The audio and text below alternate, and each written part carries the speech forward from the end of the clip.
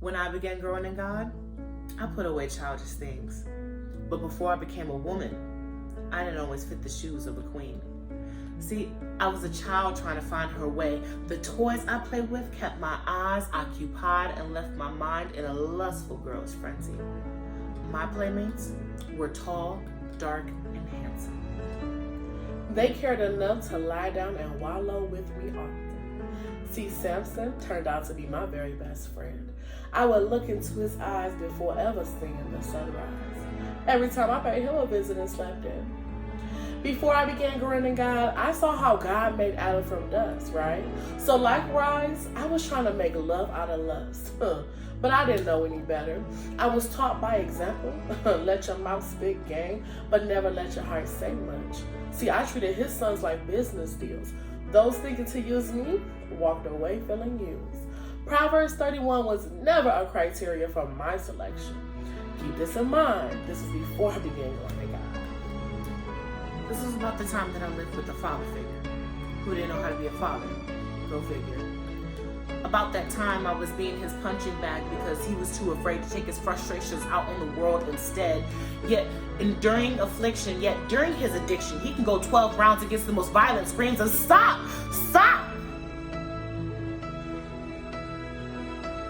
He was undefeated. He always won. And I would stand there in plain sight, hoping Daddy sees, because all I could say at the time was, Daddy, please, I didn't deserve what you gave just because I didn't satisfy Daddy's needs. Before I began growing in God, I would unlock Daddy's curse and free myself. I would throw away Daddy's keys. I would allow anger to set up a construction company inside of me. Bitterness never rested. It left no time wasted. Whether Daddy loved me or not, all I could regurgitate was hatred. I became allergic to showing any form of compassion. Before I began growing in God, I was much shorter, not just in height, but in spiritual insight. Because I never had a picture, nor did Disney ever have a film showing me what God's daughter really looked like. But when I began growing in God, when I began growing in God, I learned how to love God right back. And even though I'm good at falling short of the glory, I reflect on my story, and through my praise, I will self-publish a testimony. When I began growing in God, I learned it's okay to cry, because I'm not ashamed of my tears. Neither will my fears be muffled by the growing in my spirits. Since I began growing in God, I'm no longer afraid of the dark. See, I will wrap my fingers around James 5:16, confess, pray, and heal my heart.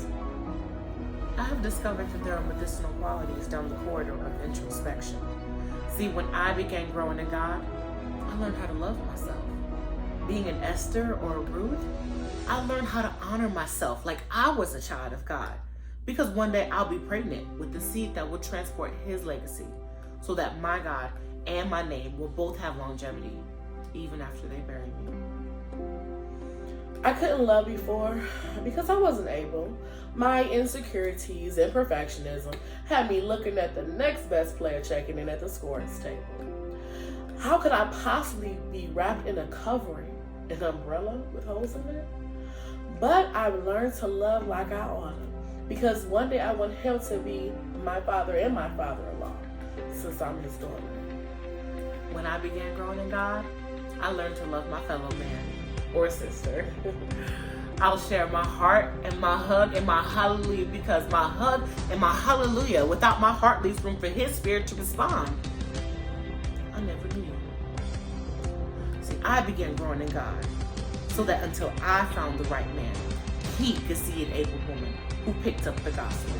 Who picked up the gospel? Who picked up the gospel? Who picked up the gospel? Who picked up the gospel? Who picked up the gospel? And put the toys away when I began growing in God.